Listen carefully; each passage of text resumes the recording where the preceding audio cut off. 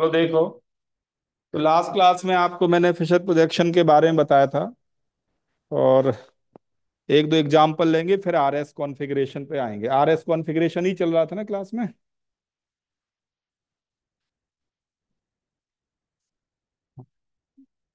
D और L अभी बाद में लेंगे, आर और एस अभी पूरा हुआ नहीं। लिखो, हम बात कर रहे थे आर एंड एस कॉन्फ़िगरेशंस की। आर एंड एस कॉन्फ़िगरेशन क्या इंफॉर्मेशन देते हैं आपको? बोलो। रिलेटिव पोजीशन किसकी? Atoms about chiral carbon. ठीक। अब जैसे आपसे कहें कि बताओ ये मॉलिक्यूल क्या है, इसका नाम है टू ब्यूटेनॉल। आईयूपीएसी नेम है टू ब्यूटेनॉल। ऑप्शंस ये हैं, आपको बताना है आर कॉन्फ़िगरेशन है या एस। दो ऑप्शन आपके सामने है, आर या एस।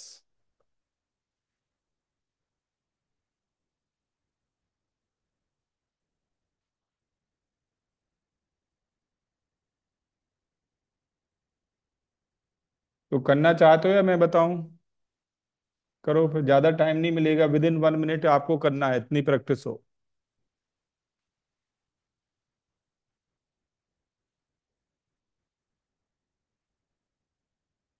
तो पहले क्या काम करेंगे बोलो? प्रेशर प्रोजेक्शन इसका बनाएंगे। ठीक है, बनाओ इसका प्रेशर प्रोजेक्शन।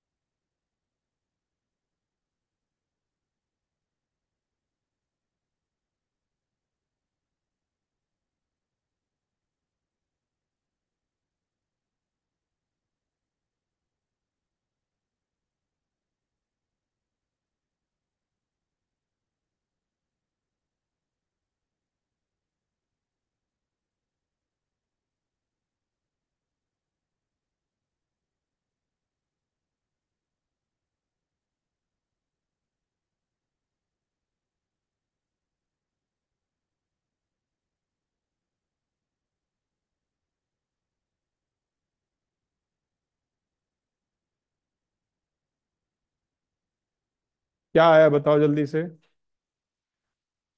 आर या एस? तो देख लें, जिन्होंने कर लिया बहुत अच्छा, जो नहीं कर पाए वो एक बार फिर देखें। लेकिन ये बहुत ही आसान होते हैं, बस आप घर जाके सेम चीज प्रैक्टिस करें। जब तक प्रैक्टिस नहीं करेंगे, मैं 20 बार बता दूंगा तो भी आपको कंफ्यूजन रहेगा हमेशा।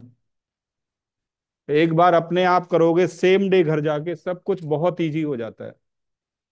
आपको मैंने पिछली क्लास में बताया था कि सबसे पहले कायरल कार्बन पे आप दो लेटर वी विजुलाइज करो। और लेटर वी को कैसे देखना है? दोनों के माउथ अपोजिट हो और परपेंडिकुलर प्लेन में हो। सबसे पहला काम आपको ये विजुलाइज करना सीखना होगा। ये सीख लोगे तो काम बिल्कुल सारे के सारे इजी हो जाएंगे आगे। तो कायरल कार्बन पे इधर मिथाइल है, इधर क्या है? इथाइल। ये लेटर बी बोर्ड के प्लेन में है, सिंपल लाइन है। ठीक। ये लेटर बी डाउनवर्ड हो गया, तो दूसरा लेटर बी कहाँ होगा? अपवर्ड और परपेंडिकुलर, जिसमें आपको एक ग्रुप दिखाया गया है ओ एच। दूसरा जो हिडन है वो क्या है? एच। और वो कहाँ होगा? Towards observer. सबसे पहले तो आपको ये देखना है दो लेटर वी कैसे विजुलाइज करें। मैं एक भी वर्ड नया नहीं बोलूंगा, जो कल बोला था वही है। अगर आपने घर पे जाके प्रैक्टिस की है तो आपने इसको कर लिया होगा सारा। अब क्या करना है, मैंने दूसरा पॉइंट आपको बताया था। अगला स्टेप क्या करना है, इसको 180 रोटेट कर दो सीधा, जिससे कि लेटर बी ऊपर की ओर बन जाइए। ये थायल हो जाएगा और ये क्या हो जाएगा, मिथाइल। नीचे की ओर ये इन ही रहेगा और ये आउट रहेगा, 180 घुमा दिया। ये ओ एच इधर भी दिखा सकते थे, फर्क नहीं पड़ता, बात है टुवार्ड्स ऑब्जर्वर, ये तो 90 डिग्री पे है, इसके एंगल पे थोड़ा दिखाया है, अदरवाइज वो बिल्कुल इसी लाइन पे दिखता। ठीक। फिर इसका डायरेक्ट फिशर प्रोजेक्शन बनाने के लिए मैंने कहा था कैसे। अच्छा, ये दो दो ओ एच मैंने बना दिए। ये क्या है, एच, यहाँ एच है। अब डायरेक्ट फिशर प्रोजेक्शन कैसे बना देना है बताओ, हॉरिजॉन्टल लाइन पे कौन कौन दिखाएंगे, ये इथाइल और ये मिथाइल। ऊपर की ओर कौन जाएगा, ओ एच ग्रुप। नीचे की ओर एच। अगर आपने ये बना लिया तो बहुत बढ़िया, आप आगे सारे क्वेश्चंस कर लेंगे। किसी लाइन में कोई दिक्कत हो बताओ। अब अगला स्टेप क्या है, असाइनिंग प्रायोरिटीज। ये अगला स्टेप है, असाइनिंग प्रायोरिटीज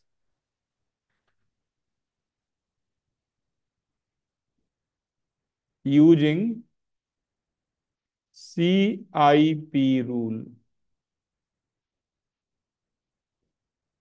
CIP तीन साइंटिस्ट हैं, कान, इनगोल्ड एंड क्रीलॉग। और रूल में कोई भारी बात नहीं है, बहुत ही आसान पॉइंट है। पिछली क्लास में भी मैंने आपको ये बता दिया था, मैं दोबारा लिख देता हूं। रूल ये कहता है कि एटॉमिक नंबर कंपेयर करो, किसके, उस एटम के जो कायरल कार्बन से बॉन्डेड है। किसके एटॉमिक नंबर कंपेयर करना है, जो कायरल कार्बन से बॉन्डेड है, बस यही है CIP रूल, सिंपल सा। तो बताओ सबसे ज्यादा एटॉमिक नंबर किसका, ये ऑक्सीजन, कार्बन, हाइड्रोजन, कार्बन, ये चार बॉन्डेड हैं डायरेक्टली। सबसे ज्यादा एटॉमिक नंबर किसका, ऑक्सीजन का, ये प्रायोरिटी 1। सबसे कम किसका, एच का, ये प्रायोरिटी 4।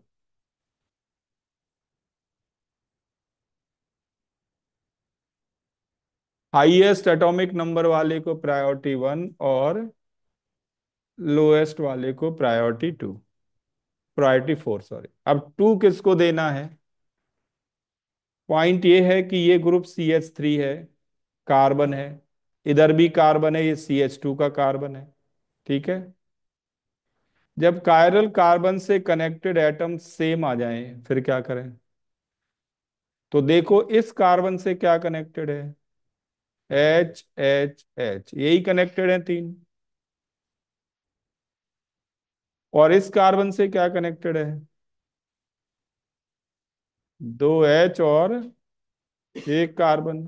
बताओ किसका एटॉमिक नंबर ज्यादा है इन तीनों में और इन तीनों में, कार्बन का। तो इसे प्रायोरिटी 2 देना और इसको प्रायोरिटी 3 देना। तो CIP रूल क्या है, जस्ट एटॉमिक नंबर कंपेयर करना। सबसे पहले किसके, उस एटम का जो कायरल कार्बन से डायरेक्टली बॉन्डेड है। उससे अगर बात बन गई तो ठीक है, मान लो दो एटम सेम आ गए जो कनेक्टेड हो, तो क्या करें, तो फिर उस एटम से क्या कनेक्टेड है वो देखेंगे। मान लो वो सेम आ गए तो फिर क्या करेंगे, उससे आगे जाएंगे। कहीं ना कहीं डिफरेंस गारंटीड मिलेगा, क्योंकि कायरल कार्बन की डेफिनेशन क्या है, ये चारों ग्रुप कैसे होना चाहिए, डिफरेंट, तो डिफरेंस तो मिलने वाला है पक्का। अब कहाँ मिलेगा वो है पॉइंट। तो प्रायोरिटी असाइन कर दी। अब आपको फर्स्ट से सेकंड प्रायोरिटी पे जाना है और पूरे सर्कल में घूम जाना है। कैसे घूम रहे हैं जरा बताओ, एंटी क्लॉकवाइज, तो कौन सा कॉन्फ़िगरेशन हो गया? एस।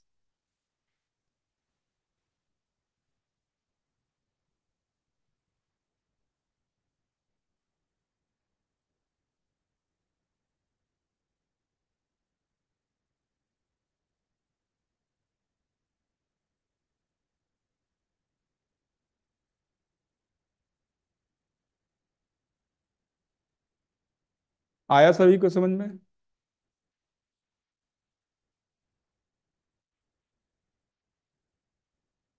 तो अगर ये मॉलिक्यूल जो अभी आपने लिखा है, इसका कॉन्फ़िगरेशन एस है,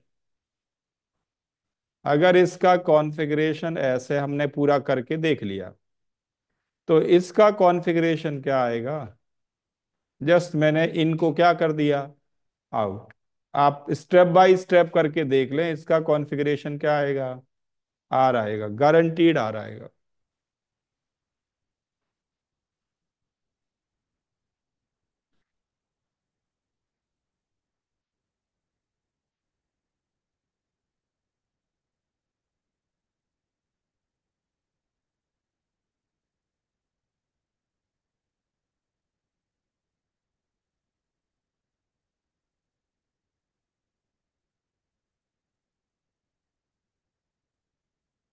ठीक है, स्टेप बाय स्टेप बिल्कुल सेम करना है, वैसे तो आप समझ गए होंगे। आपको केवल एक ही चेंज करना है, एच को ओ एस से इंटरचेंज कर देना, यही करना है।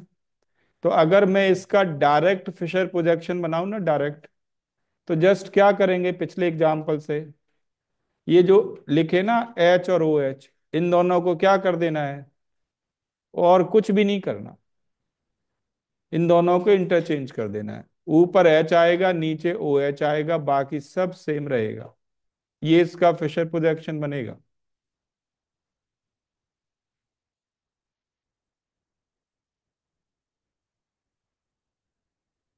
तो अगर एक आपको याद रह गया तो दूसरा आप अपने आप कर लेंगे। इसमें ये प्रायोरिटी 1 है, ये प्रायोरिटी 2 है, और ये 3 है, ये 4 है। ध्यान देना, 1 से 2 पे जाने से पहले एक रूल और ध्यान रखते हैं, किस बात का? फोर्थ प्रायोरिटी किस पे लाई करना चाहिए? हाँ, तो ऑलरेडी है।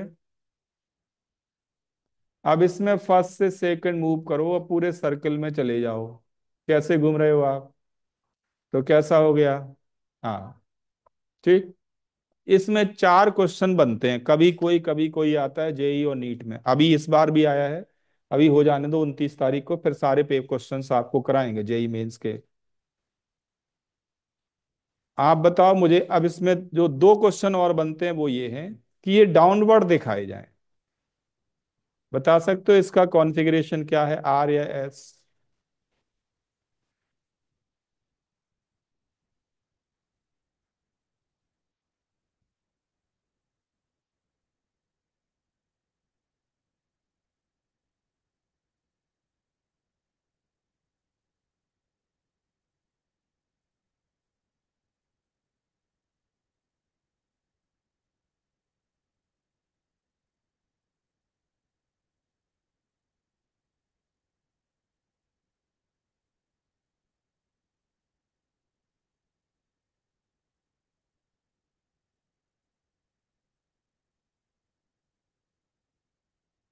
करके देखो, आर आ रहा है या एस? आर कॉन्फ़िगरेशन, बिल्कुल ठीक आंसर है, आर कॉन्फ़िगरेशन। तो इसका क्या आएगा? S configuration.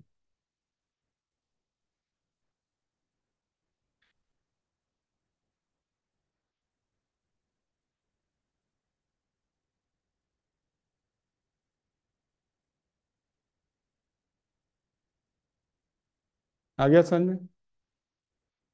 अब अगर आप नहीं बना पा रहे तो भी फिर ऐसे केस में क्या चाहिए, जिन बच्चों को 3D नहीं बन पा रहा, वैसे तो पिछली क्लास में दिखा दिया था मैंने सारा, बट कम से कम वो एक को याद कर लें तो बाकी ऑटोमेटिकली हो गया, लिंक करते जाओ।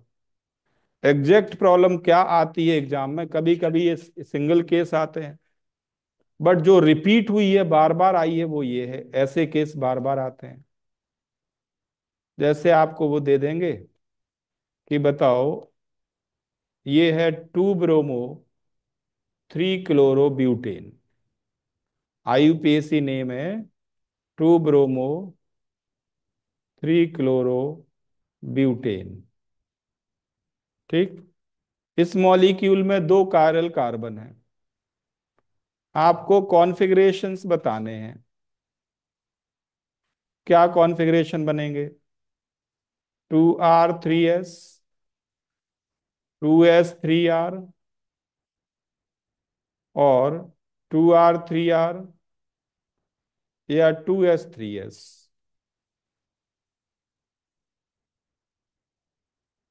ये ऑप्शंस है, one of the frequently asked problem.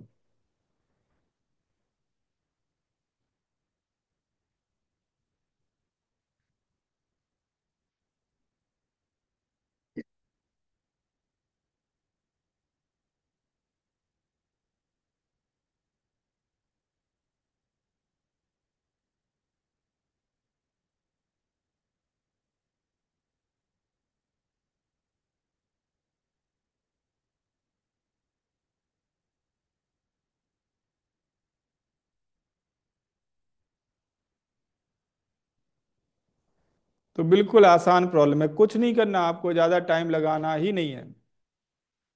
आप ये देखो कि इन जो हमने OH ग्रुप को प्रायोरिटी दी थी, वो कौन सी प्रायोरिटी थी? प्रायोरिटी नंबर 1 थी ना, कायरल कार्बन पे। देखो आप, OH ग्रुप को कौन सी प्रायोरिटी दी थी आपने? 1 ही दी थी ना प्रायोरिटी। ठीक। अब OH की जगह Br आया तो इसे भी तो प्रायोरिटी 1 ही मिलेगी। ऐसा तो है नहीं कोई प्रायोरिटी दूसरी मिल जाएगी इसको, क्योंकि इसका एटॉमिक नंबर तो O से भी ज्यादा है। मतलब प्रायोरिटी 1 की जगह ही प्रायोरिटी 1 आया, कोई दिक्कत नहीं है। तो जैसे इसका कॉन्फ़िगरेशन एस था, तो इसके अबाउट भी क्या आएगा? एस ही आएगा। और इसके अबाउट क्या था? आर। तो इसके अबाउट क्या आएगा? आर। आंसर क्या होगा? 2S3R। कोई डिफरेंस नहीं है। इन दोनों क्वेश्चंस को इकट्ठा कर दिया, बस इतना ही है।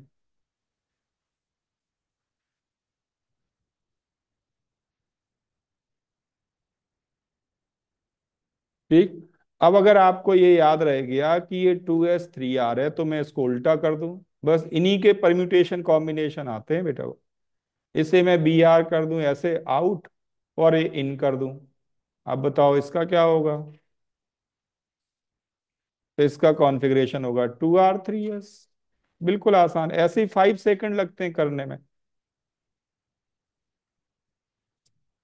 Hardly 5 second.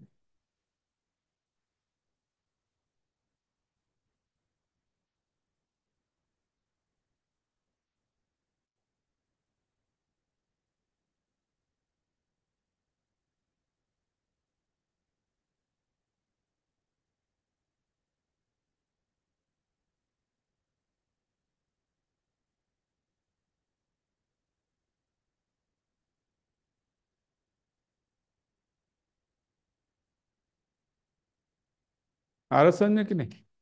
तो इतने सारे क्वेश्चन कर डाले, पर ये पहले चेक करो, ये आर आ रहा है कि नहीं आ रहा है? मुझे तो इसमें कंफ्यूजन हो रहा है। विजुअलाइजेशन में आर ही आ रहा है पक्का? चेक करके देखो एक बार। ये मिथाइल है, ये क्या है? इथाइल। OH ऑब्जर्वर है। H कहाँ है? अभी फ्रॉम ऑब्जर्वर। इसका फिशर प्रोजेक्शन क्या बनेगा? Methyl, ethyl. ऊपर की ओर कौन जाएगा? H नीचे, OH। तो ये प्रायोरिटी 1 और ये प्रायोरिटी 2। हाँ बिल्कुल सही बात है, ये आर ही है। ठीक है। तो ये सारी बातें सही है। अब इसमें कॉम्बिनेशंस ध्यान देना, बिल्कुल आसान है। दोनों, एक इन और एक आउट, या ये आउट और ये इन, ऐसा कर दें, दोनों आउट कर दें, फिर क्या होगा? इसका बताओ, क्या कॉन्फ़िगरेशन होगा? तो आपको पता है कि जब आउट हो तो क्या होता है? 2R। और ये भी आउट हो तो क्या होता है? ठीक है। ये जब आउट हो नीचे की ओर तो भी आर, तो क्या हो गया ये? 2R 3R।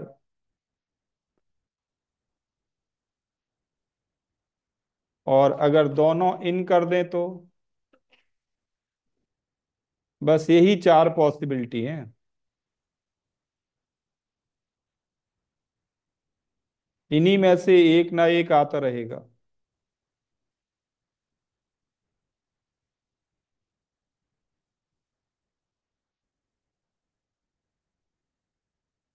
इसलिए केमिस्ट्री बहुत स्कोरिंग होती है, बावजूद इसके बच्चे बिल्कुल सेम प्रिंटेड प्रॉब्लम में भी दिक्कत कर लेते हैं बच्चे।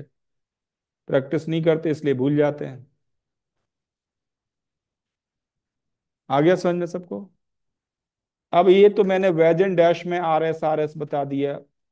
ऐसे आपको दे सकते हैं इसमें भी, जैसे ये मॉलिक्यूल है, ऐसे दे दें, सीधे फिशर प्रोजेक्शन फॉर्म में दे दें। इसमें तो फिर नेमिंग करना बहुत आसान काम है। आपसे कहें बताओ, अब तो मैंने रेडीमेड फिशर दे दिया आपको, दो कायरल कार्बन का। क्वेश्चन ये है, कॉन्फ़िगरेशन आपको बताना है।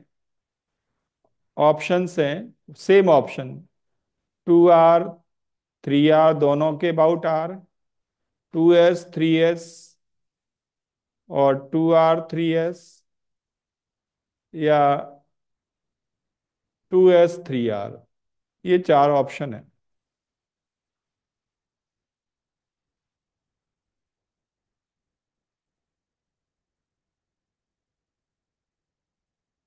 तो जब फिशर प्रोजेक्शन दे दिया जाए तो फिर तो आपको कोई दिक्कत होनी ही नहीं चाहिए। अगर फिशर प्रोजेक्शन दे दिया जाए तब तो कोई भी बच्चा उसको कर लेगा, बस उसे एटॉमिक नंबर कंपेयर करना आना चाहिए, इतना सही है। कायरल कार्बन 2 के अबाउट देखें, प्रायोरिटीज। कायरल कार्बन 2 के अबाउट प्रायोरिटी, सबसे ज्यादा एटॉमिक नंबर किसका होगा? Br का। ये प्रायोरिटी 1। केवल मैं प्रायोरिटी नंबर लिख रहा हूं। कायरल कार्बन 2 के अबाउट सबसे कम एटॉमिक नंबर किसका? ये प्रायोरिटी 4। कोई दिक्कत है इसमें? और फिर आगे अगर देखें तो ये कार्बन, लेकिन इस कार्बन से क्या जुड़ा हुआ है? Cl। इधर तीनों क्या जुड़े हैं? H। इसका मतलब ये प्रायोरिटी 2 और ये प्रायोरिटी 3।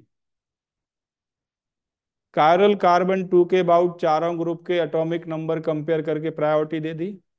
ये सबसे आसान काम होता है। फिशर प्रोजेक्शन दिया है तो मात्र आपको एटॉमिक नंबर कंपेयर करना है, कोई कुछ नहीं करना है। एटॉमिक नंबर कंपेयर कर लिए। अब गलती कहाँ होती है वो देखें। गलती यहां होती है कि फोर्थ प्रायोरिटी को वर्टिकल लाइन पे लाना होगा पहले। फोर्थ प्रायोरिटी को वर्टिकल लाइन पे लाना होगा। अगर ये नहीं करोगे तो आंसर गलत हो जाएगा। इस पॉइंट पे मैक्सिमम बच्चे गलती करते हैं एग्जाम में। अब वर्टिकल लाइन पे लाने के लिए आप टॉप भी ले जा सकते हैं, बॉटम भी ले जा सकते हैं, ये और चॉइस। ठीक है। तो अगर मैं इसको इन टॉप पे ले जाऊं या मान लो बॉटम पे ले आता हूं, कुछ भी कर दें, आंसर वही आएगा। इन तीन को बदल देता हूं, 1 को मैंने फिक्स कर दिया, तो 4 कहाँ होगा? बॉटम पे। 2 कहाँ जाएगा? टॉप पे। और 3 4 की जगह आ जाएगा।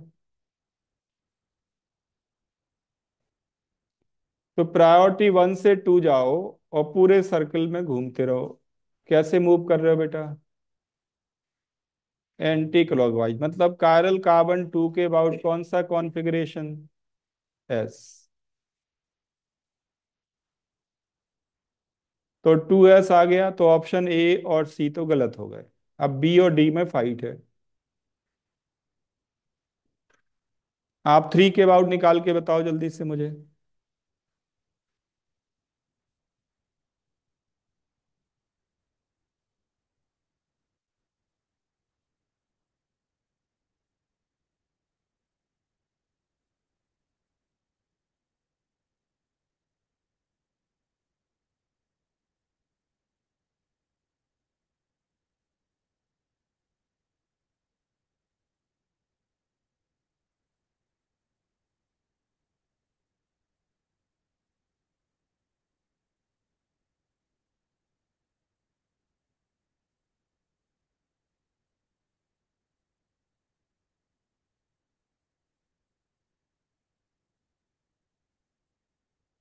बी। 3S आ रहा है या 3R आ रहा है? कितने कह रहे हैं? 3S, 3R? कुछ नहीं कहना चाहते? दिल्ली में चुनाव है, वहां जाओ। पढ़ने का क्या है जब पॉलिटिशियन बनना है, कुछ नहीं कहना है।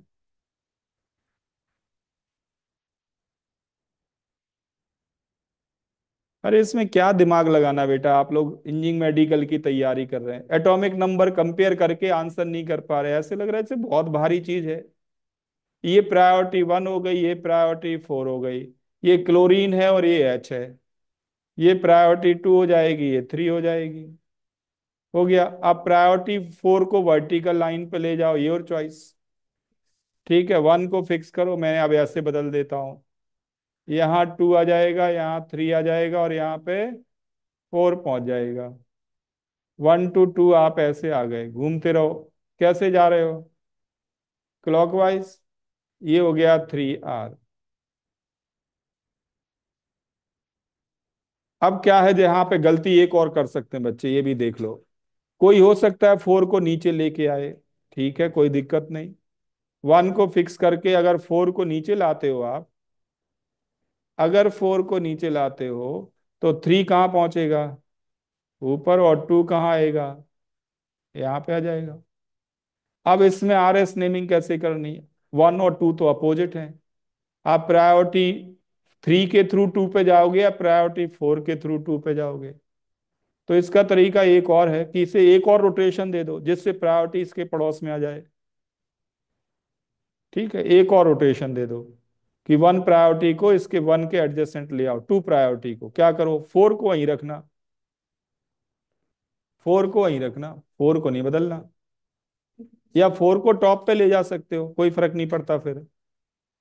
4 मैंने फिक्स कर दिया, बताओ इन तीन को कैसे घुमाऊं? ऐसे चेंज कर लो। यहाँ 1 आ गया, यहाँ क्या आ जाएगा? 3। यहाँ पे क्या आएगा? 2। अब देखो 1 से 2 कैसे जा रहे हैं आप? क्लॉकवाइज। तो R हो गया।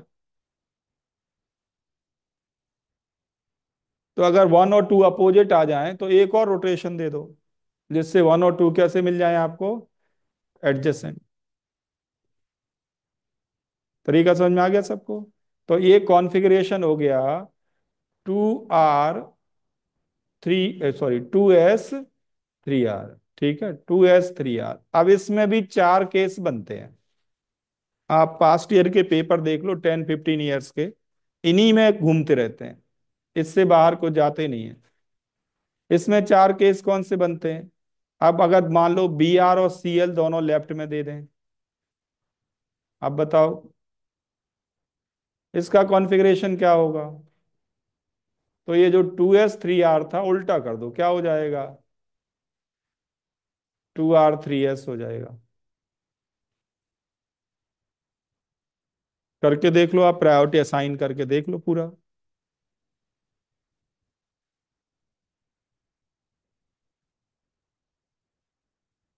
याद हो जाएगा सभी को।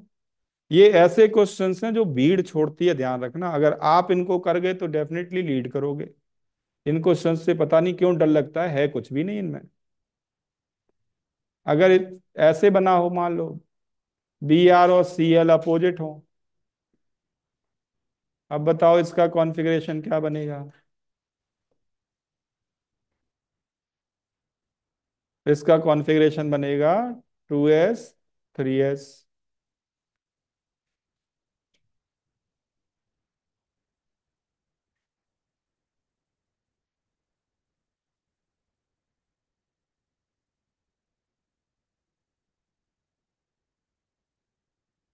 ठीक है।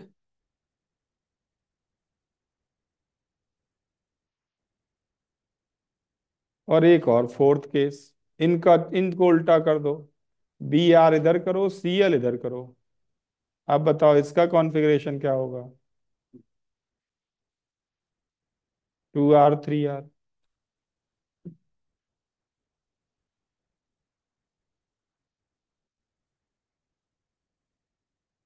समझ में आ गया? अब एग्जाम में यही 4 केस आते हैं, लेकिन चेंज क्या करते हैं अगर ईयर बाई ईयर देखें तो, या तो यही आएगा BrCl, या BrCl की जगह OH ग्रुप दे देते हैं, OH ग्रुप की जगह कार्बोक्सिलिक दे देते हैं, या कार्बोक्सिलिक की जगह NH2 ग्रुप दे देते हैं। ग्रुप बदलते रहेंगे, मामला सब वही रहता है। जैसे अगर मैं ऐसे करूं कि ये जो आपने मॉलिक्यूल BrCl वाला बनाया, मैं OH दे दूं दोनों, आपसे कहूं बताओ इसका कॉन्फ़िगरेशन क्या है। ये है ब्यूटेन 2,3-डाइऑल, IUPAC नेम है 2,3-डाइऑल। बताओ कॉन्फ़िगरेशन क्या है। तो यही कॉन्फ़िगरेशन होगा। क्या होगा? 2s3r। सेम बिल्कुल। आपने Br की जगह OH लिख दिया, क्योंकि इस कायरल कार्बन पे Br की प्रायोरिटी 1 थी, इस कायरल पे भी OH की प्रायोरिटी क्या होगी? 1 ही होगी। समझ में आया कि नहीं? लाइक वाइज इस कायरल कार्बन पे, सी थर्ड कायरल कार्बन पे प्रायोरिटी Cl की 1 थी, यहाँ पे भी प्रायोरिटी OH की 1 ही है। समझ में आ गया सबको? तो या तो वैजन डैश फॉर्म में दे दें, या इस तरह से फिशर बना के दे दें, तब तो और आसान। ठीक। अब जैसे आपको अगली प्रॉब्लम में दे रहा हूं,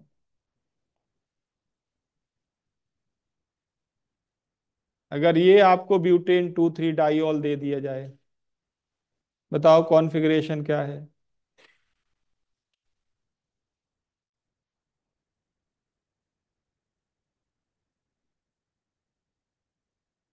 तो क्या है ये? 2r3r। थोड़ी सी प्रैक्टिस करो, ये याद हो जाते हैं, इससे हटके कुछ आता ही नहीं है।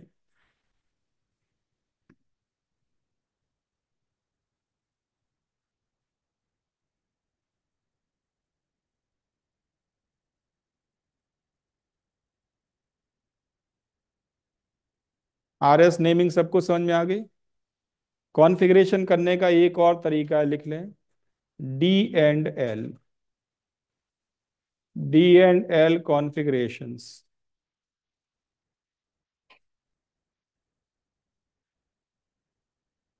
Capital D and capital L, ध्यान रखना।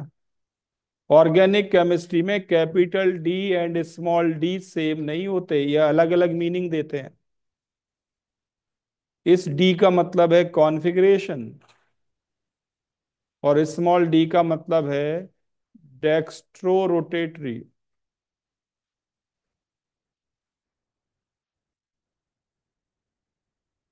तो स्मॉल d और कैपिटल D अलग अलग हैं।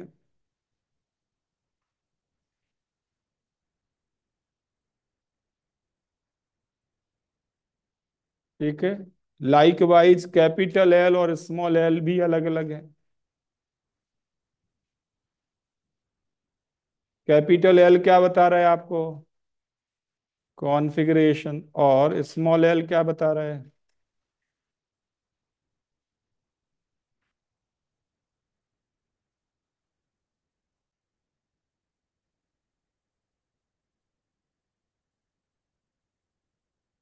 स्पेलिंग पे ध्यान देना, ये अंग्रेज ऐसे ही लिखते हैं, LAE। ठीक है। तो आपने, अंग्रेजों को जानते ही है ना आप, ना उन्हें पहनने का तरीका आता है, ना बोलने का तरीका आता है। मजाक नहीं कर रहा हूँ, सीरियस बात कर रहा हूँ। अंग्रेजों के पास कपड़े नहीं थे, तो वो बहुत लूज कपड़े पहनते थे। हमारे यहाँ देखा आपने लूज कपड़े पहनने की डिजाइन का नाम क्या है? बैगी कपड़े, सुना है नाम? नाम सुना है बैगी कपड़े? हाँ हाँ, बैगी मतलब लूज कपड़े, ढीले ढाले कपड़े। अगर मैं कह दूं बैगी कपड़े का मतलब क्या है, तो लोग पहनना ही छोड़ दें। बैगी मतलब होता है बैगर लाइक। जिनको पहन के आप बैगर लाइक लगें, उनको क्या कहते हैं? बैगी कपड़े। जिनको पहन के आप बैगर लाइक लगें। ठीक है, जिसके एंड में वाई आ जाता है ना, इंग्लिश कहती है एडजेक्टिव बन गया उसकी तरह। ठीक है, जैसे मिल्की मतलब मिल्क लाइक, फ्रूटी मतलब फ्रूट लाइक, है ना? तो बबली मतलब, बबली मतलब बबल लाइक, बबल मतलब आवारा जिसकी कोई डायरेक्शन ना हो। तो जो, हाँ मजाक नहीं कर रहा हूँ, जो गर्ल्स घूमती फिरती रहती है उनको बबली कहते हैं इंग्लिश में, बबल लाइक। और बंटी मतलब,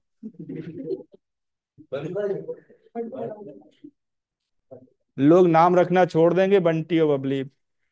बंटी मतलब होता है आवारा लड़का, बबली मतलब आवारा लड़की जिसका कोई डायरेक्शन ना हो। तो अंग्रेज ऐसे ही है, अंग्रेज ऐसे ही है।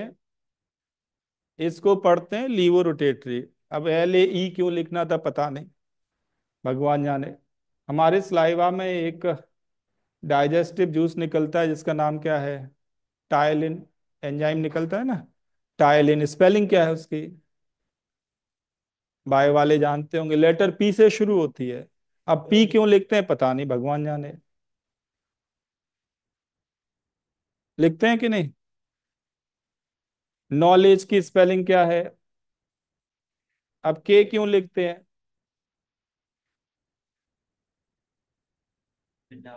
तो अरे बात मत करो, जिस लैंग्वेज में कोई सिस्टम ना हो उसको क्या कहते हैं, इंग्लिश। जिसके पहनने का सिस्टम ना हो उनको क्या कहते हैं। तो अंग्रेज एक्चुअली कोल्ड इलाके में रहते हैं, और जो कोल्ड इलाके में रहते हैं ना उनके दिमाग नहीं चलते, मंद बुद्धि होते हैं।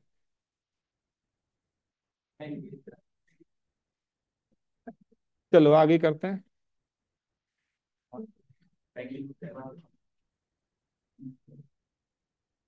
आगे देखो, मुद्दे पे आते हैं। इतना समझ में आ गया सभी को। अरे बात मत करो। डी एंड एल,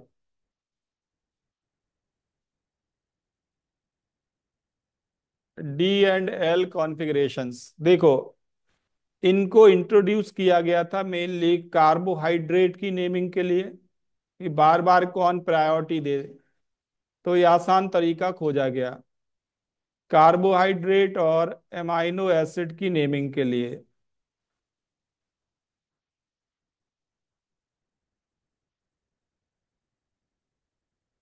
सबसे स्मॉल कार्बोहाइड्रेट होता है ग्लिसरैल्डिहाइड, ये है ग्लिसरैल्डिहाइड।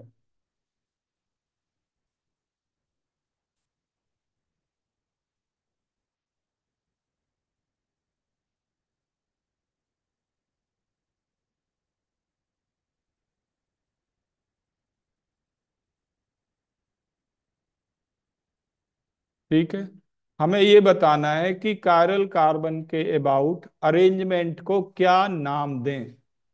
दो ऑप्शन है, डी या एल। कायरल कार्बन के अबाउट ये जो अरेंजमेंट है इसको क्या नाम दें। तो इसके लिए दो रूल फ्रेम किए गए। कौन से दो रूल फ्रेम किए गए। नंबर वन,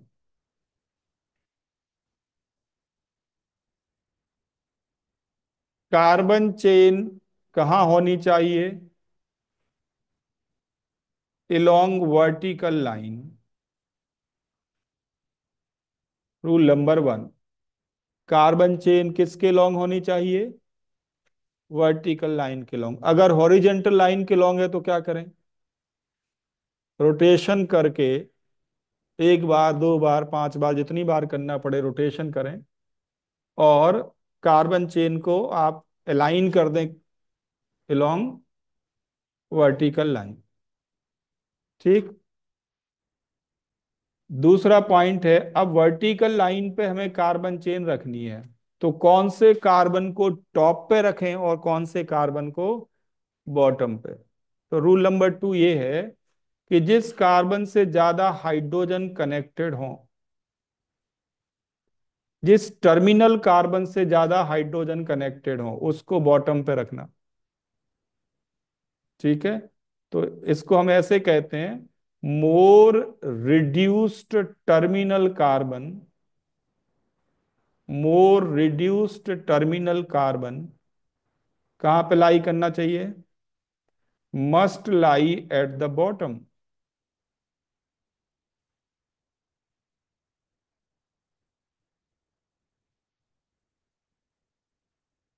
कैसे पता लगेगा कि मोर रिड्यूस्ड टर्मिनल कार्बन कौन है? तो मैंने अभी यही बताया आपको कि जिस टर्मिनल कार्बन से ज्यादा हाइड्रोजन कनेक्टेड हो। मोर रिड्यूस्ड कार्बन की पहचान क्या है? Carbon bonded to larger number of hydrogens, ये उसकी पहचान है।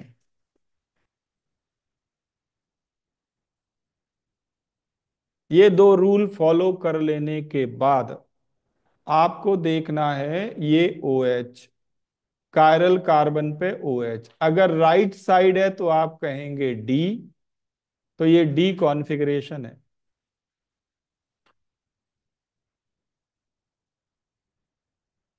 और अगर कायरल कार्बन पे O H left hand side है तो क्या कहोगे?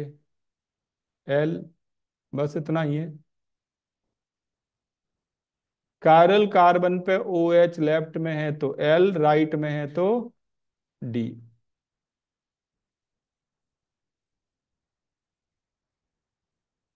ठीक है, राइट में है तो डी, एल लेफ्ट में है तो एल। अगर डी और एल की थोड़ी इंग्लिश में आपको मैं ले जाऊं डिक्शनरी के अंदर, तो जानते हो ये क्या वर्ड बता रहे हैं? अंग्रेज बहुत ज्यादा पार्शियल थे, पता है? उनकी लैंग्वेज से पता लगता है। 1950 तक वहां पे लेडीज को बैंक अकाउंट खोलने की परमिशन नहीं थी, पता है आप सबको? किसी भी यूरोप में, अमेरिकन कंट्रीज में लेडीज 1950 तक वर्ल्ड अकाउंट नहीं खोल सकते थे, बैंक अकाउंट नहीं खोल सकते थे। परमिशन ही नहीं थी। इंफीरियर मानते थे उनको। इसलिए वहां पे उनकी लैंग्वेज में भी आता है लेडीज एंड जेंटलमैन। लेडीज तो लेडीज ही है, लेकिन मैन क्या है? जेंटल। तो हिंदी में कहते हैं औरतें एंड सभ्य पुरुष, लेडीज एंड जेंटलमैन। या तो ये कहते हैं सभ्य औरतें एंड सभ्य पुरुष, समझ में आता? बराबरी है। वर्डिंग ही उनकी पार्शियल दिखती है, लेडीज एंड जेंटलमैन, तो मैन तो जेंटल हो गया, लेडीज लेडीज रह गई। हमारे यहाँ उल्टा था, एग्जैक्टली अपोजिट। हमारे यहाँ कहते हैं देवियों और सज्जनों, मतलब लेडी को देवी बना दिया और पुरुष को मात्र सज्जन। तो अपोजिट कल्चर है, बिल्कुल अपोजिट। तो वहां बैंक अकाउंट खोलने की परमिशन नहीं थी, एक पार्शियलिटी ये थी। दूसरी पार्शियलिटी उनकी ब्लैक एंड व्हाइट की, जो अभी भी चल रही है। तीसरी पार्शियलिटी जो यहाँ पे मैं बताने वाला हूँ, वो है लैंग्वेज की, कि वो जो लेफ्ट हैंडर होते थे उनको, लेफ्ट हैंडर को वो मानते थे कि ये बहुत ही बेवकूफ है, बुद्धू है, जो कुछ भी है, मूर्ख है। ठीक है। और राइट हैंडर को मानते थे बुद्धिमान है। तो वहां कोई बच्चा लेफ्ट से लिखता था ना, तो उसको थप्पड़ मार मार के जबरदस्ती राइट ही बनाते थे। ये मैं इंग्लिश की बात कर रहा हूँ, अंग्रेजों की बात कर रहा हूँ। तो डेक्स्ट्रो का मतलब होता है राइट और स्किलफुल। लीवो का मतलब होता है लेफ्ट एंड। लेफ्ट एंड, उसको क्या वर्ड यूज करोगे? इसका जो सिनोनिम होता है वो है सिनिस्टर। तो सिन मतलब क्या होता है? पागलपन जैसा, पागल इंसान। तो जो लेफ्टी लिखते थे उनको मूर्ख या पागल मानते थे, तो ये वर्डिंग में आ गया उनके। तो डेक्स्ट्रो मतलब होता है स्किलफुल। डेक्स्ट्रस का मतलब क्या होता है बताओ? इंग्लिश तो जानते हो ना आप लोग। तो स्किलफुल। ठीक है। एम्बी डेक्स्ट्रस किसे कहते हैं? जो दोनों हाथों से इक्वली स्किलफुल हो, उसे क्या कहते हैं? एम्बी डेक्स्ट्रस। तो ये डिक्शनरी मीनिंग बात कर रहा हूं मैं। तो डेक्स्ट्रो का मतलब था स्किलफुल, डेक्स्ट्रो मतलब राइट। तो जो राइट से लिखते हैं वो कौन है? स्किलफुल। जो लेफ्ट से लिखते हैं वो कौन है? अंग्रेजों के हिसाब से। फिर अंग्रेजों को लगा कि कई लेफ्ट हैंडर आ गए जिन्होंने हमें ही हिला दिया। जैसे अमेरिका के, उसके, अफ्रीका के नेल्सन मंडेला, अंग्रेजों को बुरी तरह मारा, लेफ्टी थे। अंग्रेज बेचारे डरने लगे, तो लेफ्टी में भी बुद्धि होती है। लेकिन लैंग्वेज तो लैंग्वेज है, वो बदलती नहीं। ठीक है। तो उनकी आदत ये थी कि जो चीज उन्हें ज्यादा तंग करे ना, उसका नाम बदल देते थे। ये नेचर होता है उनका। तो उनको हमारा नाम जो था ना, भारत, बहुत चुभता था। उनने नाम ही बदल दिया। क्या कर दिया? इंडिया कर दिया। इंडिया का मतलब जानते हो? अरे भगवान, आप इस देश में रह गए, 16-17 साल के हो गए, इंडिया का मतलब ही नहीं पता? अच्छा, भारत का क्या मतलब है?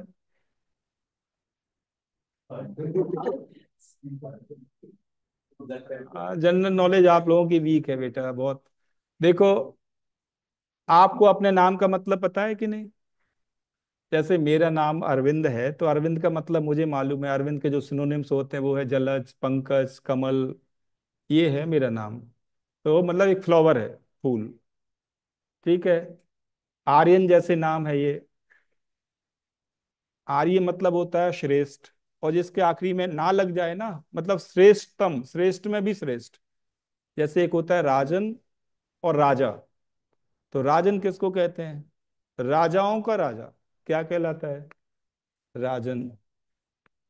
तो आर्यन कौन हो गया? बेस्ट में बेस्ट। वो हो गया आर्यन। ठीक है। तो सबके अपने अपने नाम हैं। बंटी बबली भी है। तो नाम भी है। अब नेमिंग सिस्टम जो होता है ना सबका, अलग अलग चलता है। जैसे हमारी कंट्री का नाम भारत क्यों पड़ा? तो आप अगर थोड़ा भी पढ़ने की आदत हो, कुछ भी न्यूज़पेपर या कोई भी मैगजीन, तो रथ किसके एंड में आता है? जैसे आप कहते हो प्रयासरत। प्रयासरत मतलब एफर्ट्स लगा रहे हो। अध्ययनरत मतलब आप पढ़ाई कर रहे हो, पढ़ाई के काम में डूबे हुए हो। कार्यरत मतलब काम में डूबे हुए हैं। तो जो रत आता है मतलब उस काम में डूबे हुए। ठीक। ये तो भारत में रथ का मतलब हो गया। भा का क्या मतलब होता है? भा का मतलब होता है लाइट, प्रकाश, नॉलेज। जैसे आपने नाम सुना होगा आभा, बहुत ज्यादा प्रकाशवान कोई व्यक्ति हो। भास्कर मतलब सन। भानु मतलब सन। जिसके भा आता है ना, भा का मतलब होता है लाइट, प्रकाश। ठीक है। तो भारत का क्या मतलब निकला? प्रकाश की खोज में डूबा हुआ। प्रकाश की खोज में लगातार लगा हुआ। ऐसे जगह को क्या नाम दिया गया था? भारत। अंग्रेजों को ये पसंद नहीं था, उनने गुलाम बना लिया। तो उनको लगा ये भारत कैसे हो सकता है फिर। तो इसे कहते हैं सद्गुण विकृति। जो व्यक्ति ज्यादा अच्छा होता है ना, उसको जल्दी गुलाम बना सकते हैं, क्योंकि उसमें अच्छाई भरी पड़ी है। आप धोखा दे दो फिर भी वो अच्छा है, तो वो अच्छा ही करेगा, बुरा नहीं कर सकता। तो भारत की भी यही मजबूरी थी, अच्छे थे। अंग्रेज आए थे लूटने, फिर भी हमने कहा लूट लो, कितना ले जाओगे। तो गुलाम बना के नाम बदल दिया इंडिया। इंडिया मतलब, डिक्शनरी देखना, वेबस्टर डिक्शनरी।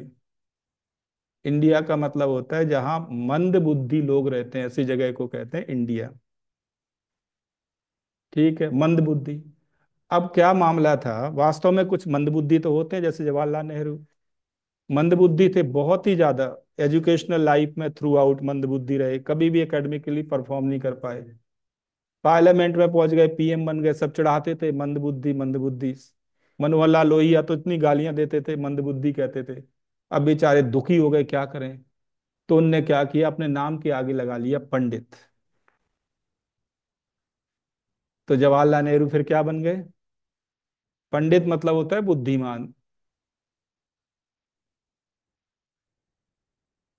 जन्म से पंडित नहीं, पंडित मतलब मीनिंग क्या होती है उसकी? किसी काम की आप पंडित हो, मतलब उस काम में आप जानते हो चीजों को, तो पंडित लगा लिया कि कोई लोग कम से कम पंडित जवाहरलाल नेहरू कहेंगे तो धीरे धीरे कई पीढ़ियों बाद लोगों को लगेगा कि मैं बहुत बुद्धिमान था, इसलिए मेरे नाम के आगे पंडित लग गया। हालांकि वो बेवकूफ थे। तो ऐसा ही होता है, सिस्टम ऐसे ही चलता है। तो जो चीज हमें परसेप्शन बदलना हो तो नाम बदल दो। अंग्रेजों ने हमारा नाम बदल दिया, जवाहरलाल नेहरू ने अपना नाम बदल लिया। तो डिक्शनरी क्या कहती है? डेक्स्ट्रो का मतलब क्या होता है? स्किलफुल या राइट। लीवो मतलब लेफ्ट। तो अगर ओ एच लेफ्ट में है तो कॉन्फ़िगरेशन क्या दे दिया? एल ओ एच अगर राइट में है तो कॉन्फ़िगरेशन क्या दे दिया है। ठीक है। अब देखो, अगला क्वेश्चन देखो। अगर मान लो ऐसा आ जाए दो ओ एच ग्रुप हो, फिर क्या करें। अगर दो ओ एच ग्रुप हैं तो क्या करें।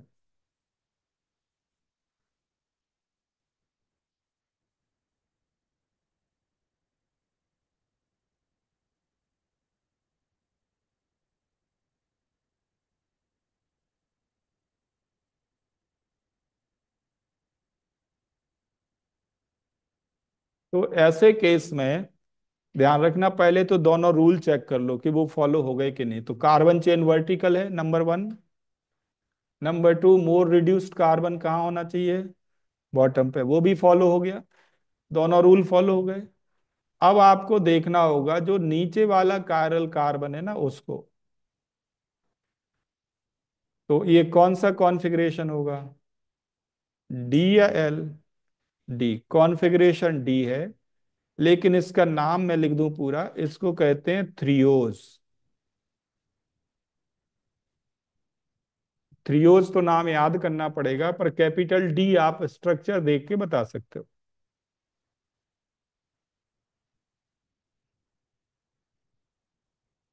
ठीक है। अब ये सभी को पता है कि C6H12O6 ग्लूकोज है। ठीक है, ग्लूकोज क्या है केमिकली, कार्बोहाइड्रेट। ये ग्लूकोज का स्ट्रक्चर मैंने दे दिया।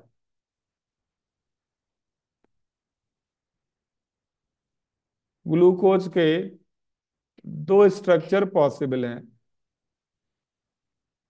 आपसे पूछें ग्लूकोज में कितने कायरल कार्बन है, बताओ।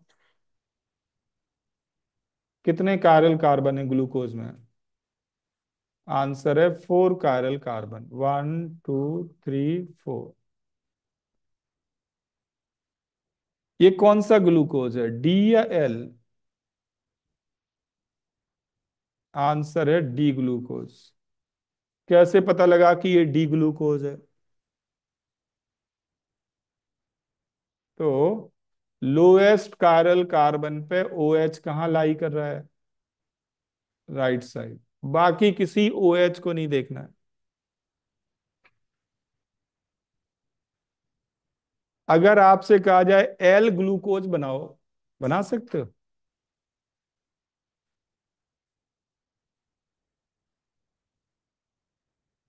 L glucose.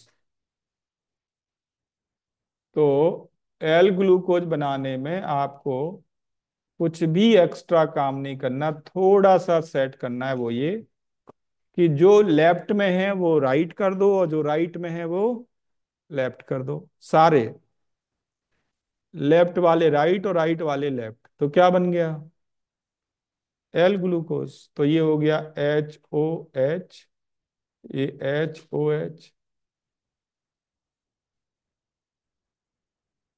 ये हो गया एल ग्लूकोज। अब मैं एक सेंटेंस बोल रहा हूं, बताओ ये ट्रू है या फॉल्स है। लिखो, D and L glucose are enantiomers.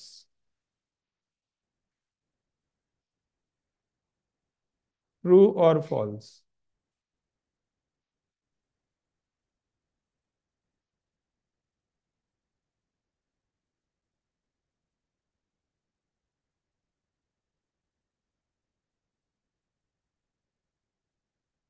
तो इनेंशियोमर्स की डेफिनेशन क्या लिखी है आपने,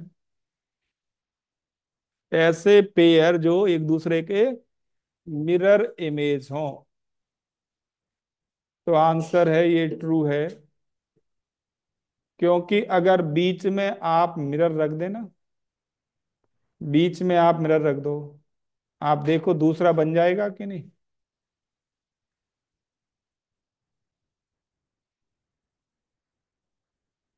तो ऐसे मॉलिक्यूल्स जो एक दूसरे के मिरर इमेज होते हैं उनको क्या कहते हैं, इनेंशियोमर्स। और जो मिरर इमेज नहीं होते उनको क्या कहते हैं, डायास्टीरियोमर्स। ठीक है, ये डेफिनेशंस आती रहती हैं। जिनको नहीं पता एक बार फिर लिख लो जल्दी जल्दी। इनेंशियोमर्स किसको कहते हैं?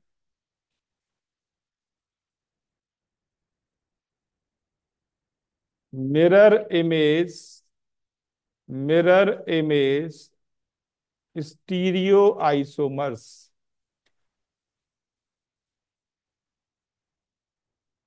मिरर इमेज स्टीरियो आइसोमर्स क्या कहलाते हैं? इनेंशियोमर्स। ध्यान रखना, इनेंशियोमर्स कैसे होते हैं ये सब बातें ऑलरेडी लिख चुके हैं आप। Optically active. फिर एक और वर्ड आपको बताया था, dia स्टीरियोमर्स।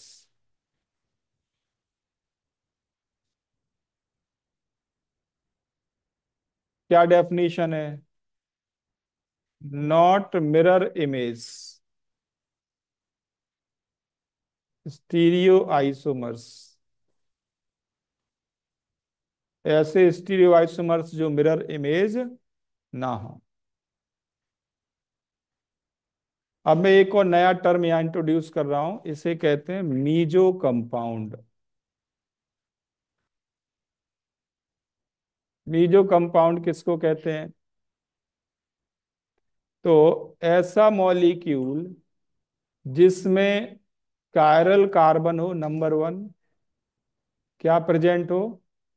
Chiral carbon. Chiral carbon हो, इसमें दो दो कायरल कार्बन है, एक ये भी कायरल है और एक ये भी कायरल है। तो कायरल कार्बन हो, लेकिन प्लेन ऑफ सिमिट्री भी प्रेजेंट हो।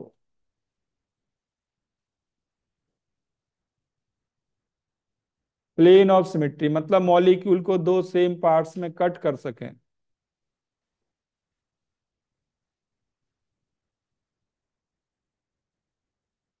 ऐसे मॉलिक्यूल का नाम क्या है? Meso compound. ठीक है।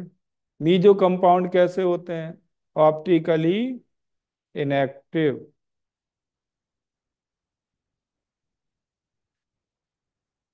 Optically inactive.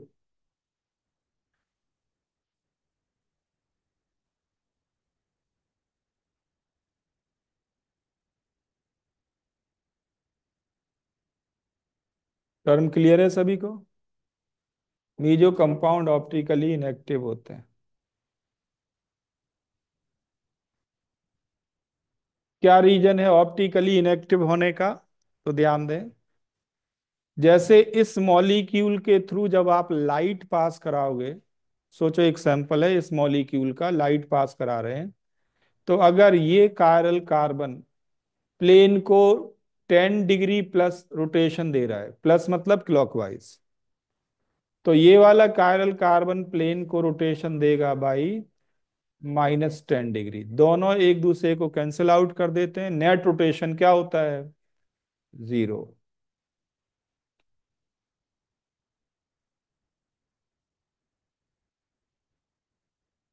इसको क्या कहोगे, एक्सटर्नल कैंसिलेशन या इंटरनल कैंसिलेशन? बताओ।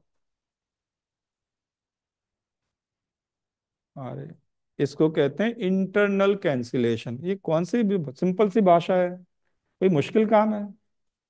इंटरनल मतलब with in the molecule. Internal compensation word लिखा आएगा एग्जाम में, कैंसिलेशन या कंपेंसेशन एक ही मतलब है।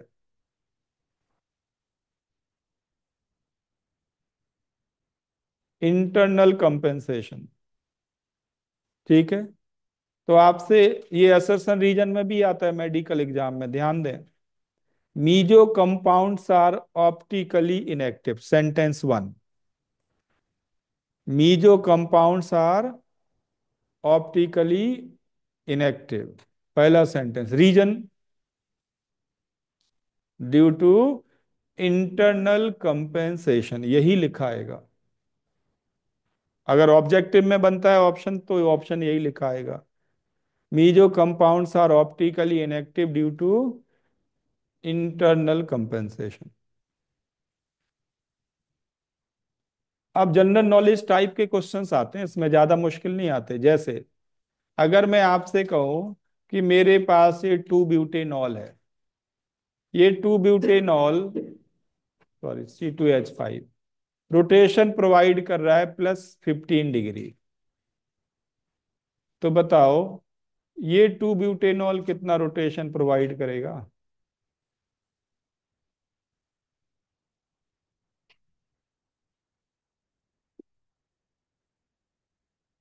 अगर प्लेन पोलराइज लाइट के प्लेन को पहला मॉलिक्यूल क्लॉकवाइज डायरेक्शन में 15 डिग्री रोटेट कर रहा है, तो दूसरा मॉलिक्यूल कितना रोटेट करेगा?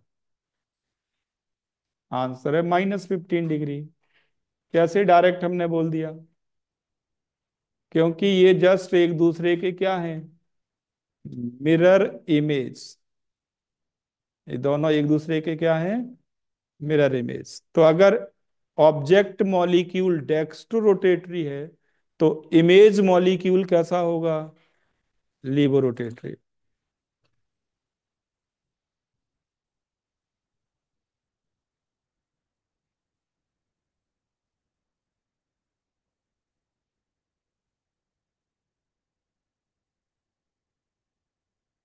ठीक है। अब एट्थ स्टैंडर्ड की प्रॉब्लम, एट्थ स्टैंडर्ड की है। मैंने एक सैंपल बनाया, इसका 60% लेके और इसका 40% लेके हमने एक सैंपल बनाया। ठीक है। बताओ थीटा की वैल्यू क्या होगी?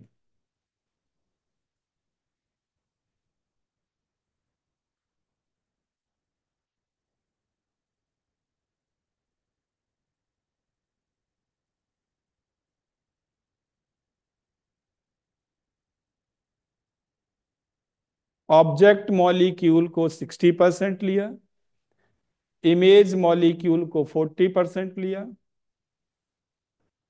और एक मिक्सचर बना लिया, उसके थ्रू लाइट पास करा दी। बताओ रोटेशन कितना आएगा? मैं थोड़ा हिंट कर दूं। ये 15 डिग्री जो दिया है आपको, ये प्योर फॉर्म में है। क्या मानना है, ये आपको किस फॉर्म में है? प्योर फॉर्म में। ये -15 क्या है? Pure form.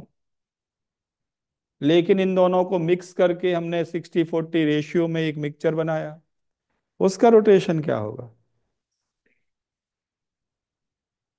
तो आंसर है 60% ऑफ +15 +40% ऑफ -50।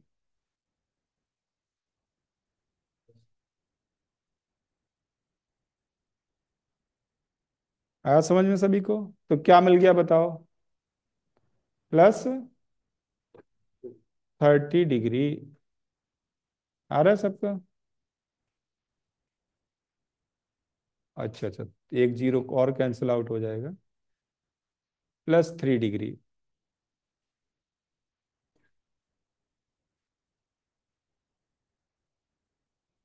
ये प्योर से ज्यादा हो गया था 30 डिग्री तो। समझ में आ गया? किसी को कोई दिक्कत है बताने में? अब ये प्रॉब्लम एग्जाम में आनी है कि भाई मॉलिक्यूल वन और मॉलिक्यूल दोनों के 50% ले लिया। बताओ नेट रोटेशन क्या होगा मिक्सचर का?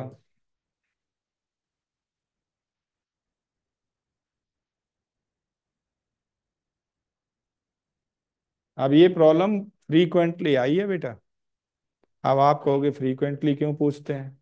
तो आप देख लेना टेस्ट में, मैं पूछूंगा वो कितने बच्चे सही करते हैं। 0 डिग्री आएगा। दोनों की बराबर बराबर अमाउंट मिला के एक मिक्सचर बनाया, तो उसका रोटेशन क्या आएगा? 0। और इस दोनों की बराबर अमाउंट मिला के जो मिक्सचर बनता है, इसका स्पेशल नाम है, इसे कहते हैं रेसमिक मिक्सचर।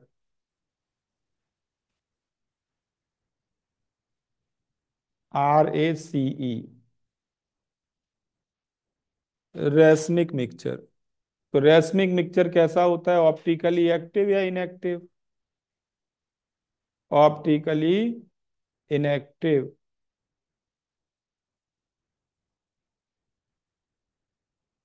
तो दो मिरर इमेज मॉलिक्यूल की बराबर अमाउंट के मिक्सचर को क्या कहते हैं? Racemic mixture. तो अगर आपसे कोई कहे डिफाइन रेसमिक मिक्सचर तो क्या कहोगे?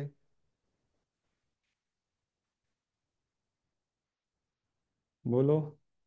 अ mixture containing equal amounts of, a mixture containing equal amounts of dextrorotatory and levorotatory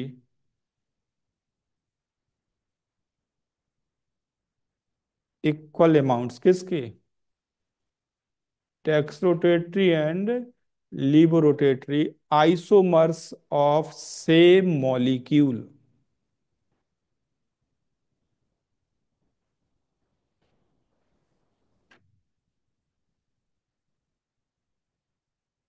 समझ में आ गया?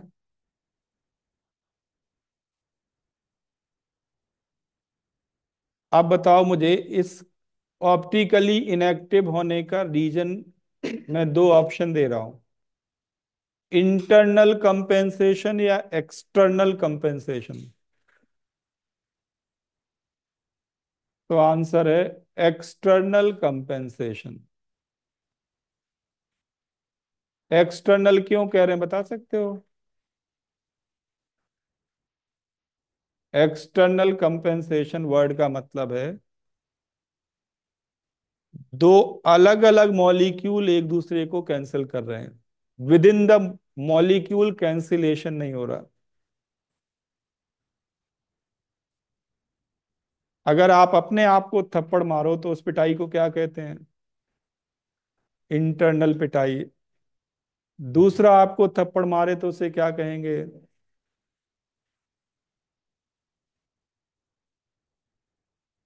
डिफरेंस क्लियर हो गया आपको?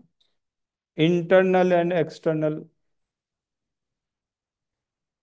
ठीक। तो ऐसे क्वेश्चंस आपको लगातार मिलेंगे, पूरी एक्सरसाइज में मिलेंगे। यहां तक क्लियर है सबको?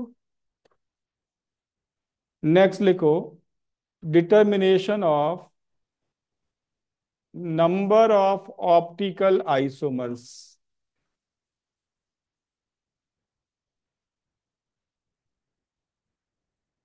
Number of optical isomers.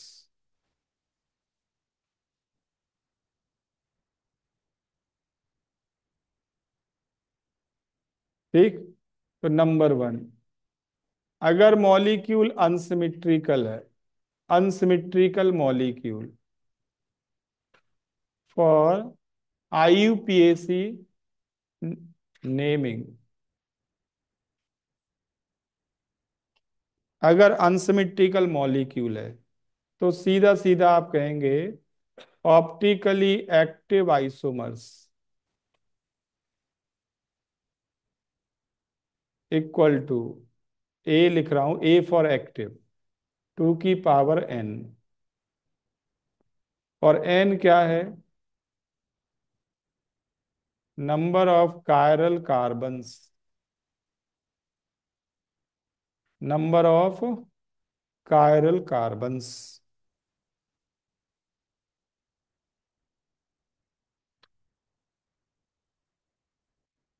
जैसे आपको एग्जांपल दूं मैं, आप बताओ मुझे, ये मेरे पास मॉलिक्यूल है, पहले जस्ट इतना बताओ कि कौन सा मॉलिक्यूल सिमेट्रिकल है, कौन सा अनसिमेट्रिकल है। ऐसे आपको दिया जाएगा तो देखो, ये पेरेंट कार्बन चेन हो गई। अगर लेफ्ट से नंबर करेंगे तो क्या लोकेंट्स बनेंगे?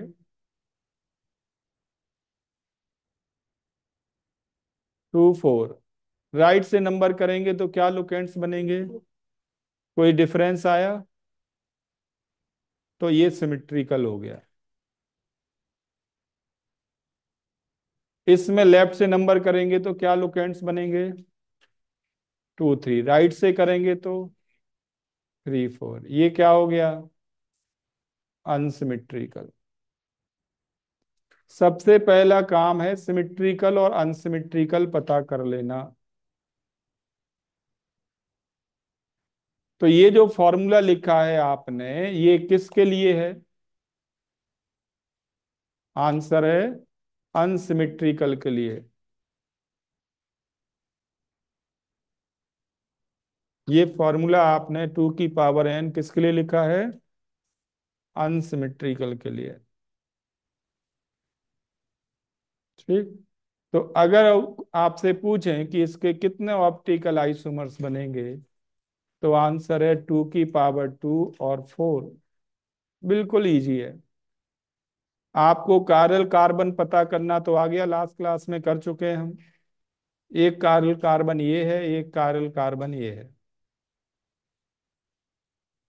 तो अब देखो कनेक्टेड है, पिछली क्लास का पता हो तो बिल्कुल आप कर लोगे अब सारे क्वेश्चंस।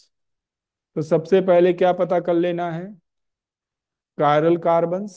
बस वो एन हो गया। ठीक।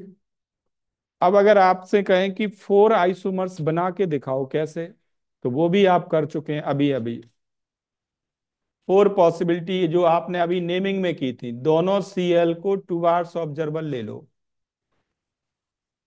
फिर क्या करो, दोनों Cl को अवे फ्रॉम ऑब्जर्वर ले लो। ये 2 आइसोमर हो गए। 4 पॉसिबिलिटी आएंगे। फिर क्या करना, तीसरा बना सकते हो तीसरा। इस Cl को आउट और इसको इन, या इसका उल्टा, इसको इन कर लो, इसे आउट कर दो। ये इसके 4 आइसोमर भी बना दिए अगर बनाना हो तो। काउंटिंग करनी हो तो काउंटिंग कर सकते हैं, सिंपली 2 की पावर n करके।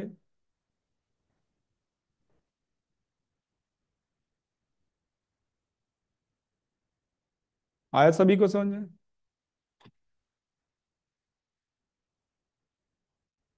तो अगर आपसे कहें कि ग्लूकोज के कितने ऑप्टिकल आइसोमर्स बनेंगे, ग्लूकोज के, लिखो जल्दी जल्दी। Find number of optically active isomers of glucose.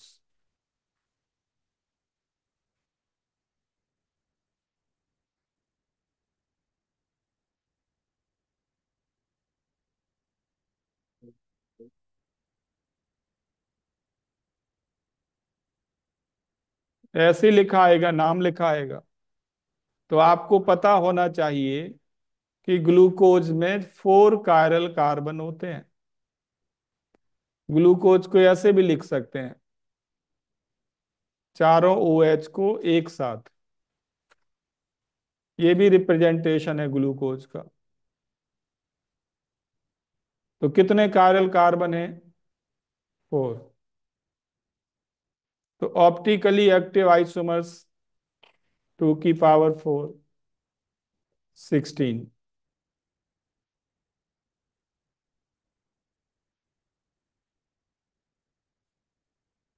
तरीका समझ में आ गया सबको?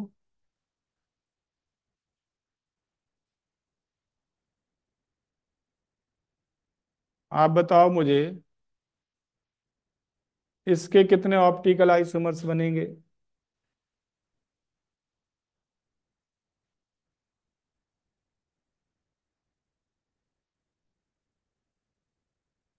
तो आंसर है 4। 2 कायरल कार्बन है। अब सारा मामला यही है कि कायरल कार्बन आपको पता है कि नहीं।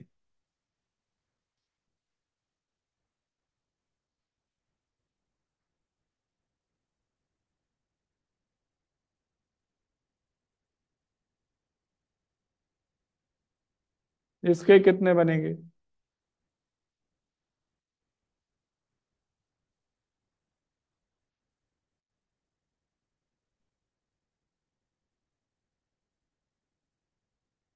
तो आंसर है 8।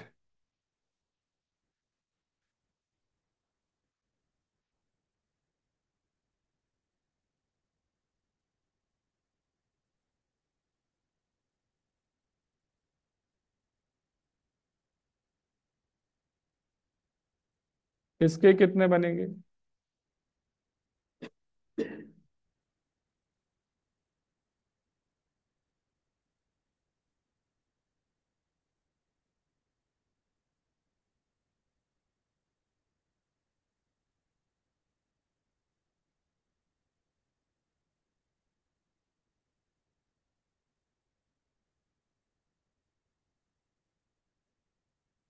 तो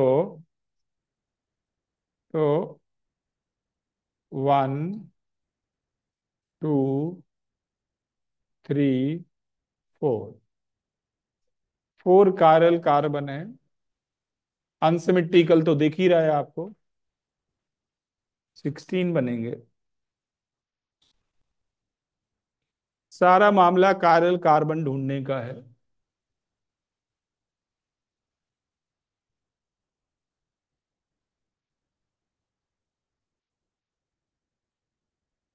ठीक है, जितने चाहे क्वेश्चंस बना लो आप। अगर पास्ट ईयर के पेपर देखोगे तो आपको लगेगा कि यही चीज बार बार पूछते रहते हैं, कुछ नया तो बनता नहीं।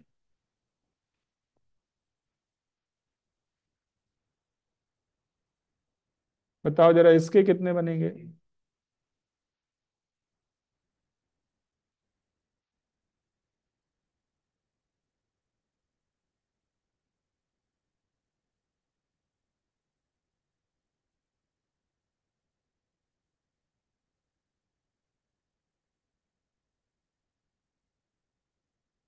तो इसमें कायरल कार्बन 1 2 3, 3 कायरल कार्बन है, 8 बनेंगे।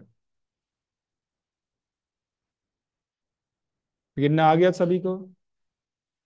अब कुछ मैं 3D दिखा रहा हूँ और उनको देख के बताना सिंपली ये कि ये कायरल है कि नहीं और कायरल कार्बन कितने हैं। ठीक है,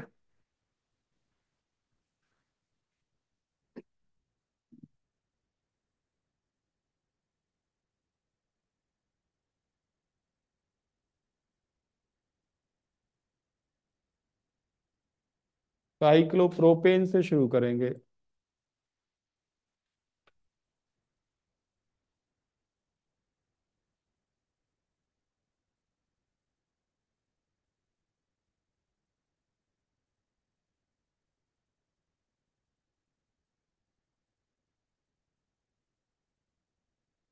ये मैंने ले लिया 1 2 डाईफ्लोरो साइक्लोप्रोपेन। इसका नाम क्या है? 1 2 डाईफ्लोरो 1 2, ये ग्रीन कलर से फ्लोरीन है। ठीक है, ये सिस आइसोमर है या ट्रांस, पहले ये बताओ ज्योमेट्रिकल में। सिस, लाइक ग्रुप सेम साइड है तो क्या हो गया ये? सिस। बताओ ये ऑप्टिकली एक्टिव है या इनएक्टिव? क्या इसमें कायरल कार्बन है?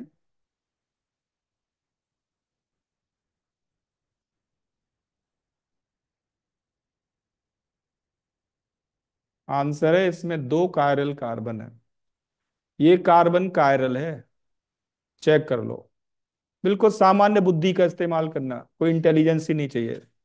एक ये ग्रुप, एक ये, इधर जाओ तो क्या मिल रहा है आपको? CH2। इधर जाओ तो क्या मिल रहा है आपको? ये ग्रुप डिफरेंट है।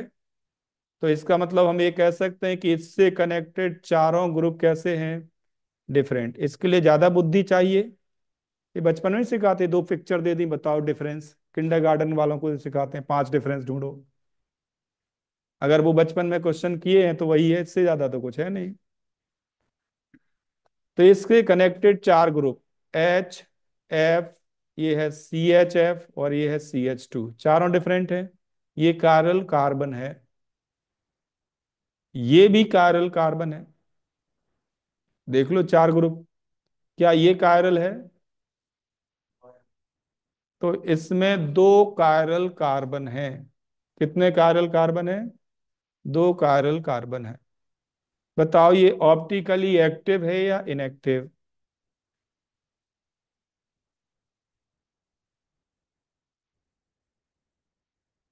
बोलो।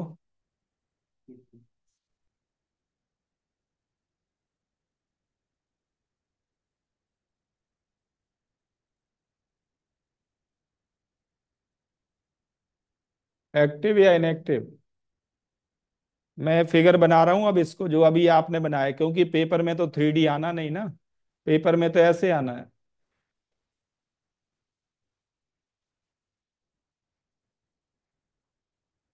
जो मैंने फिगर आपको दिखाया था वो ये है। ये है सिस 1 2 डाई फ्लोरो साइक्लोप्रोपेन।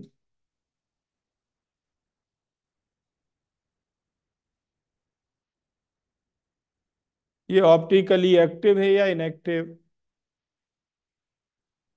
तो आंसर है इसमें दो कायरल कार्बन है, बट ऑप्टिकली इनएक्टिव है ये। दो कायरल कार्बन होने के बाद भी ऑप्टिकली इनएक्टिव है, और इसलिए इसका नाम है मीजो कंपाउंड।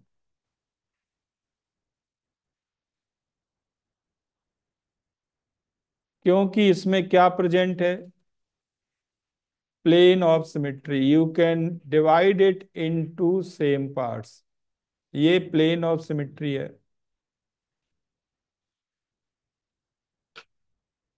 किसी को कोई प्रॉब्लम हो देखने में, बताओ मुझे।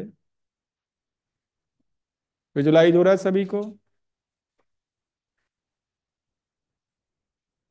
तो ये मॉलिक्यूल ऑप्टिकली इनएक्टिव है, दो दो कायरल कार्बन होने के बावजूद। बट अगर मैं पूछूं आपसे कि इसका एक और आइसोमर है जिसका नाम है ट्रांस 1,2, अगर मैं इसका ट्रांसफॉर्म बना दूं तो?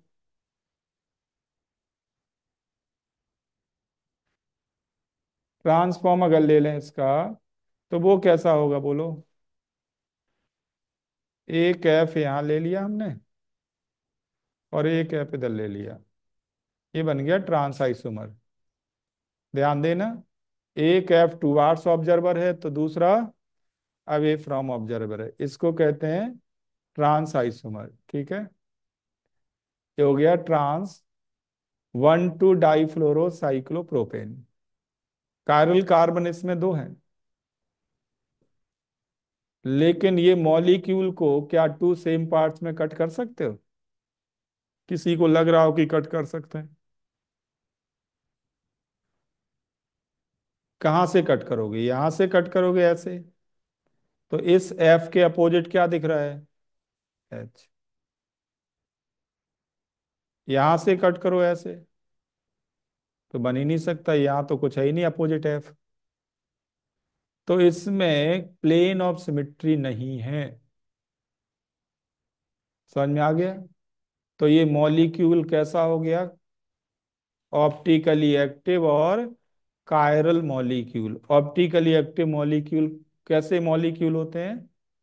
Chiral molecule. नोट कर लें, ट्रांस आइसोमर। ये तो मैंने सिस बनाया हुआ है, अब इसका दूसरा फॉर्म बना लें हम, ट्रांस आइसोमर। अगर एक एफ इन ले लें और एक एफ आउट कर दें,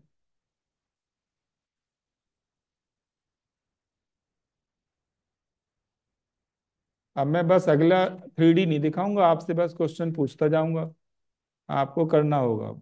इसका नाम है trans 1,2 difluoro cyclopropane. Chiral carbon इसमें टू हैं, और ये कैसा है? ऑप्टिकली इनएक्टिव या एक्टिव? Optically active.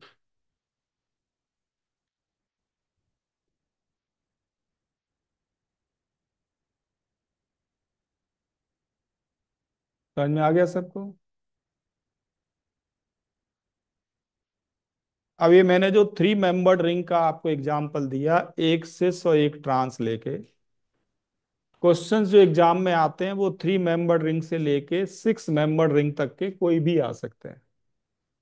सोचने का तरीका सबका बिल्कुल सेम है, कोई डिफरेंस नहीं है। सीधे मैं 6 मेंबर्ड रिंग के आपको दो क्वेश्चन दे रहा हूं, जस्ट आप मुझे बताएं कि ऑप्टिकली एक्टिव या इनएक्टिव। मान लो मैंने डाईऑल दे दिया, साइक्लोहेक्सेन डाईऑल, एक सिस डाईऑल और एक ट्रांस डाईऑल।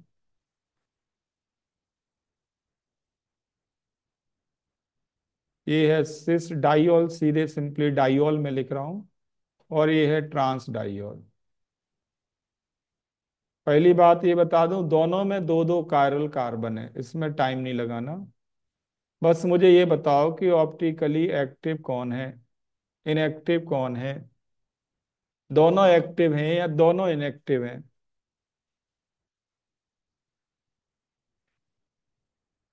चार ऑप्शन यही आएंगे। बोथ एक्टिव, बोथ इनएक्टिव, और फर्स्ट एक्टिव सेकंड इनएक्टिव, या फर्स्ट इनएक्टिव सेकंड एक्टिव।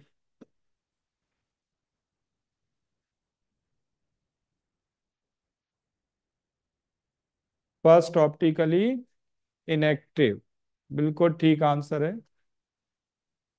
ये है इनएक्टिव और ये है एक्टिव। आप देख सकते हैं इसमें प्लेन ऑफ सिमिट्री है। इसको आप दो सेम पार्ट्स में कट कर सकते हैं। यहां से पास करो प्लेन, इधर से बिल्कुल बीच से, ये प्लेन ऑफ सिमिट्री बनेगा। ओ एच के अपोजिट क्या मिलेगा? O H. C H two group के अपोजिट क्या मिलेगा? C H two. इस सी एच टू के अपोजिट क्या मिलेगा? C H two. तो ये प्लेन ऑफ सिमिट्री है। क्या ऐसा प्लेन ऑफ सिमिट्री इसमें दिख रहा है आपको? तो ये ऑप्टिकली एक्टिव हो गया। अब साइक्लोहेक्सेन के फर्दर थ्री केस, 1 2, 1 3, 1 4, तीन पॉसिबिलिटी बनती हैं। ठीक है, तो कभी कोई एग्जाम में आता रहता है। करने का तरीका वही है, कोई नया नहीं है। अगर मैं इसमें चेंज कर दूं 1 3, तो फर्क क्या पड़ेगा बताओ? ये 1 3 डाई ब्रोमो कर दिया मैंने ओ एच की जगह, और ये 1 3 डाई ब्रोमो दूसरा सिस फॉर्म, ये सिस है, ये ट्रांस फॉर्म। बताओ।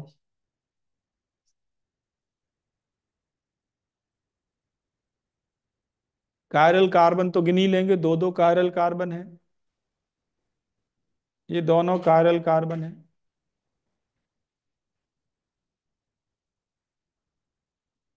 ये गिनने में कोई दिक्कत है किसी को भी? अब बताओ कौन एक्टिव कौन इनएक्टिव? तो फर्स्ट इनएक्टिव, दो दो कायरल हैं, इनएक्टिव भी है, तो क्या हो गया ये? Meso compound. दूसरा क्या है? एक्टिव। समझ में आ गया सभी को? तो दो तरह के क्वेश्चन हो गए। एक तो ये काउंट करना कि कितने ऑप्टिकल आइसोमर्स बनेंगे, एक तो ये काउंट करना। दूसरा, जो बन गए वो एक्टिव हैं या इनएक्टिव हैं। क्लियर है सभी को? कितने ऑप्टिकल आइसोमर्स बनेंगे, इसके लिए तो आपको, अगर क्वेश्चन आता है कितने बनेंगे, तो ऐसे नहीं आएगा। काउंटिंग वाले जो क्वेश्चंस आएंगे वो तो इस तरह से आएंगे, सीधे सीधे लिखा आएगा, क्योंकि बनाना होगा ना आपको। मैंने ऐसे बना दिया। आपसे पूछें कितने बनेंगे, तो आप कहोगे दो कायरल कार्बन है, अनसिमेट्रिकल है, तो 2 की पावर 2 कितने बनेंगे? 4। अब 4 में से कोई एक बना देंगे। समझ में आ रहा है कि नहीं? तो जब नंबर पूछा जाएगा तो वेज एंड डैश फिक्स नहीं करेंगे। वेज एंड डैश फिक्स करने का मतलब तो एक सिंगल स्ट्रक्चर हो गया, उसे बदल नहीं सकते अब। यहां तक समझ में आ गई बात सभी को? तो इतना बेटा आप प्रैक्टिस करके आए, और अब आप एक्सरसाइज करेंगे, क्वेश्चंस लगभग हो जाएंगे आपसे। ठीक है।